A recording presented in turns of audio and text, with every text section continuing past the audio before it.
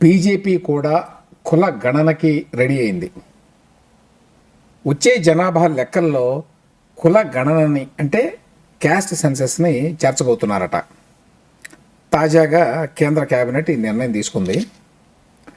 ఇప్పటిదాకా ఈ కుల గణన అనేది రాహుల్ గాంధీ గారి పేటెంట్ అన్నట్టు. కుల గణన చేస్తాం, దేశంలో అన్ని కులాలకి అధికారంలో వాటా కల్పిస్తాం, దేశంలో ఆర్థిక వనరుల్ని అందరికీ సమానంగా పంచుతామని చెప్పి కాంగ్రెస్ పార్టీ చేస్తున్నటువంటి ప్రామిస్. ఈ నినాదంతో వచ్చే ఎన్నికల్లో గెలవాలి అనేది కాంగ్రెస్ పార్టీ ప్రణాళిక. ఇప్పుడు బీజేపీ ప్రభుత్వం మేమే క్యాస్ట్ సెన్సస్ చేస్తాం అని అంటం వల్ల కాంగ్రెస్కు ఉన్న ఆ ఒక్క నినాదము బహుశా చేయి జారిపోయినట్టే. ఇంగ్లీష్లో దీన్ని stealing the wind out of somebody sales అంటారు. ఉక్రోషాన్నంతా కడుపులో దాచుకొని బయటికి మాత్రం మేము కేంద్ర ప్రభుత్వ ప్రకటన స్వాగతిస్తున్నాం అని చెప్పి రాహుల్ గాంధీ గారు ప్రకటించారు. కాంగ్రెస్ సంగతి పక్కన పెడితే బీజేపీ ఎందుకు క్యాస్ట్ సెన్సస్కి రెడీ అయింది? బీజేపీ ఇన్నాళ్ళు కుల గణనకి వ్యతిరేకంగా మాట్లాడింది.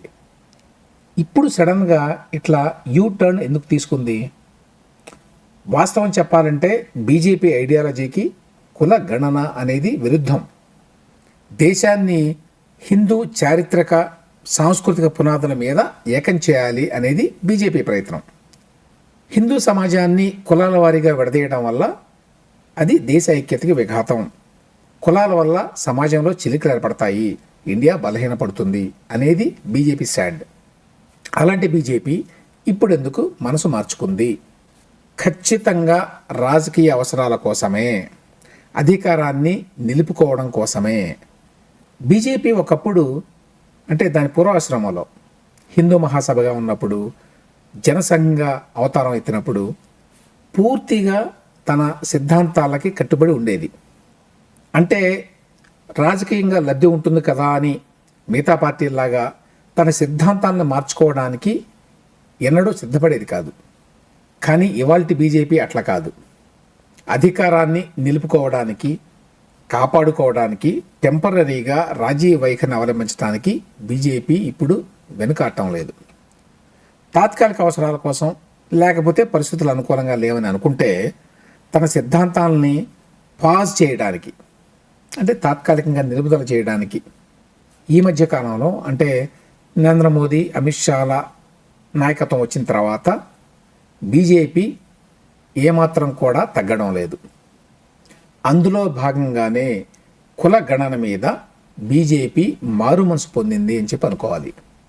బీజేపీని ఎలాగైనా అధికారం నుంచి దించాలి, కాంగ్రెస్ పార్టీని గద్దెనెక్కించాలి అని తాపత్రయపడే ఈ బీజేపీ వ్యతిరేక వర్గాలు ఇంక్లూడింగ్ మీడియా కుల గణన అనేది దేశానికి ఎంతో అవసరం అని చెప్పి ఈ మధ్యకాలంలో నొక్కి వక్కాణిస్తున్నారు.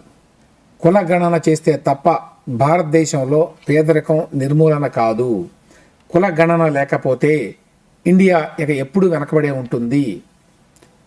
క్యాస్ట్ సెన్సస్ అనేటువంటి మ్యాజిక్ వాండ్ అనగా మంత్రదండంతో భారత సమాజంలో సాంఘిక ఆర్థిక న్యాయం వెల్లివిరుస్తుంది అని వ్యాసాల పరంపరని వీళ్ళు ప్రజల మీదకు వదిలారు.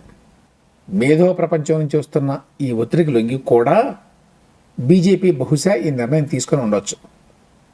కుల గణన అనేది ప్రధానంగా బీసీలను ఆకర్షించడానికే కాంగ్రెస్ పార్టీ మాట్లాడుతోంది. సంఖ్యాపరంగా బీసీలు దేశంలో ఎక్కువ కాబట్టి కుల గణన వల్ల బీసీలకి రాజ్యాధికారంలో వాటా పెరుగుతుంది అని చెప్పి రాహుల్ గాంధీ ఆశ చూపుతున్నాడు. దీంతో బీసీలు కాంగ్రెస్ వైపు మొగ్గు చూపుతారు అనేటువంటి అంచనాలు అయితే ఉన్నాయి. అందుకనే బీసీలు మా నుంచి దూరం అవుతారు ఏమో అనేటువంటి భయంతో బీజేపీ ఇప్పుడు కుల గణన నిర్ణయాన్ని ప్రకటించి ఉండొచ్చు.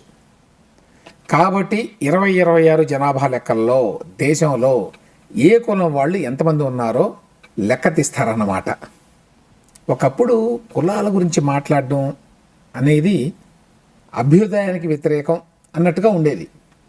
ఇవాళ కులాల గురించి మాట్లాడడమే కాదు, కుల గుర్తింపుని కాపాడాలి అని డిమాండ్ చేయడం అభ్యుదయం కిందకు వస్తోంది. స్వాతంత్రం వచ్చిన 77 ఏళ్ల తర్వాత దేశంలో కులాలను బతికించాలి, కులాల ఐడెంటిటీని కాపాడాలి అని మన రాజకీయ నాయకత్వం, మన మేధో నాయకత్వం అంటే మన పొలిటికల్ లీడర్షిప్, మన ఇంటలెక్చువల్ లీడర్షిప్ చెప్తోందన్నమాట. దీనివల్ల మళ్ళీ దేశం తిరోగమనం పడుతుంది అనేది ప్రత్యేకంగా చెప్పనక్కర్లా. ప్రజల్ని కులాల వారీగా గుర్తిస్తేనే పేదరికాన్ని తొలగించగలం, అసమానతలను రూపుమాపగలం అని అనడం ఎంత ఎనక్రానిస్టిక్ అంటే ఎంత కాలం చెల్లిన సిద్ధాంతమో చెప్పనక్కర్లా. కుల గణన ఎందుకు అంటే కులాల ఆధారంగా ప్రభుత్వాలు నిర్ణయాలు తీసుకోవడం కోసం. దీనివల్ల ఏమవుతుంది, పాలనలో కులం ఇంటిగ్రేట్ అవుతుంది. ఇప్పటిదాకా ఎస్సీ ఎస్టీలు మాత్రమే ఈ కుల గణనలో సెన్సెస్లో గుర్తించేవాళ్ళు. ఇక ఇప్పటి నుంచి దేశంలో ప్రతి ఒక్కరికి కులమే ప్రథమ ఐడెంటిటీ. అంటే దేశంలో ఉన్న ప్రతి పౌరుడు 21వ శతాబ్దంలో కూడా తన కుల ఐడెంటిటీ ద్వారానే గుర్తింపబడతాడు. దానివల్ల భారతీయులు గతంలో కంటే ఇంకా ఎక్కువగా కులాన్ని అంటిపెట్టుకొని ఉంటారు, కుల స్పృహతో ఉంటారు. కులం లేకపోతే మీకు ఈ దేశంలో అస్తిత్వం లేదు అని ప్రభుత్వమే చట్టం చేస్తోంది క్యాస్ట్ సెన్సస్ ద్వారా. ఇది దేశానికి భారతీయులకి మంచిదా? మీరే చెప్పండి.